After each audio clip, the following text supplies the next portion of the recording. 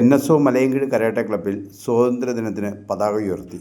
ഷിഗാൻ ബിജുകുമാർ പതാക ഉയർത്തുകയും sensei Anagha, black ബെൽറ്റുകളായ അദ്വൈത, രൂപക്, അക്ഷയ, ധ്വനി, അവന്തിക, അരുന്ധതി തുടങ്ങിയവർ പങ്കെടുത്തു.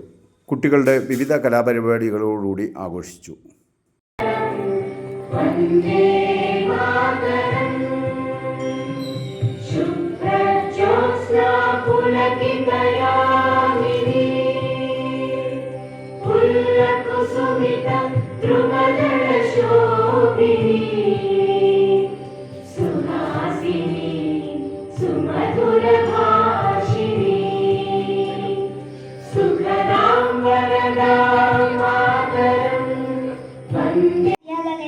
എന്റെ പ്രിയപ്പെട്ട കൂട്ടുകാരെ, എല്ലാവർക്കും എന്റെ സ്വാതന്ത്ര്യദിന ആശംസകൾ.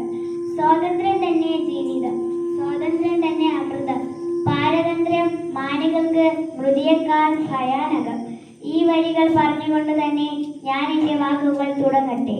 അധിനിവേശത്തിന്റെ കാൽച്ചങ്ങല പൊട്ടിച്ചെറിഞ്ഞ് ഇന്ത്യ സ്വാതന്ത്ര്യത്തിന്റെ പൊൻപുലയിൽ മിഴിതുറന്ന സുവർണ ദിനമാണ് 1947 ആഗസ്റ്റ് 15.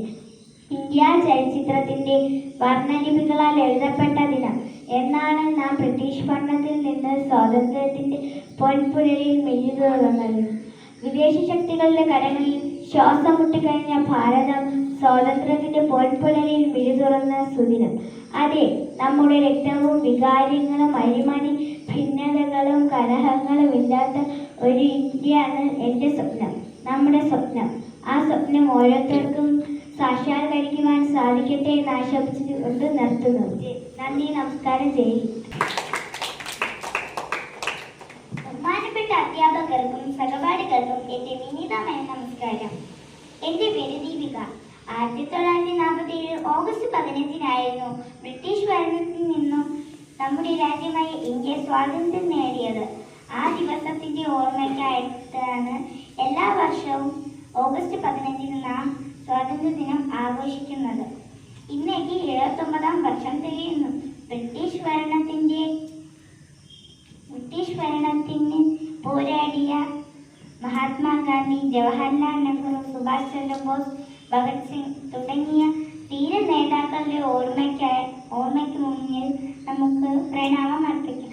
2025 എത്തി നിൽക്കുമ്പോൾ നമ്മുടെ രാജ്യമായ ഇന്ത്യ എത്രയോ പുരോഗതികൾ നേടിയിട്ടുണ്ട്. പുറമേ നിന്നുള്ള യുദ്ധങ്ങളെ ശക്തമായി പ്രതിരോധിക്കാൻ നമുക്ക് സാധിച്ചിട്ടുണ്ട്. നമ്മുടെ സ്വകാര്യ അഭിമാനമാണത്. ഇവിടെ എല്ലാവരും തുല്യരാണ്. നമ്മുടെ രാജ്യത്തിന്റെ പുരോഗതിക്കായി എല്ലാവർക്കും ഒരുമിച്ച് നിൽക്കാം. എല്ലാ ഇന്ത്യക്കാർക്കും എൻ്റെ സ്വാതന്ത്ര്യദിനം ആശംസകൾ നേരുന്നു. എൻ്റെ വാക്കുകൾ ഇവിടെ ഞാൻ നിർത്തുന്നു. നന്ദി, നമസ്കാരം. ചെയ്യും 9 പേരവർ കൽപ്പടിക്കാർ ഒരമ്മ പെറ്റവരായിരുന്നു. 9 പേരും അവരുടെ നാരിമാർ 9 ഒന്നിച്ചു വാണിരുന്നു. കല്ലുകൾ ചെത്തിപ്പടുക്കും കൈകൾക്കു കല്ലിനേക്കാൾ ഉറപ്പായിരുന്നു. നല്ല പകുതികൾ നാരിമാരും കല്ലിനെ നീരുറവായിരുന്നു. അതുകാലം കോട്ടതൻ മുന്നിലായി പുതിയൊരു ഗോപുരം കെട്ടുവാനായി 18 കൈകൾ വീണ്ടും ഉത്സവമാശമായി. ഇക്കുറി വല്ലായ്മയാർന്നുപോയി ഭിത്തിയിലുറയ്ക്കും നില്ലൊന്നുകൊണ്ടും. എന്താണ് കോമഴി എന്നൊരൊറ്റ ചിന്തയവരിൽ പുകഞ്ഞു നിൽക്കെ വെളിപാടുകൊണ്ടാരോ ചൊല്ലിയത്രേ അധികാരമുള്ളോരതേറ്റു ചൊല്ലി. അധികാരമുള്ളോർ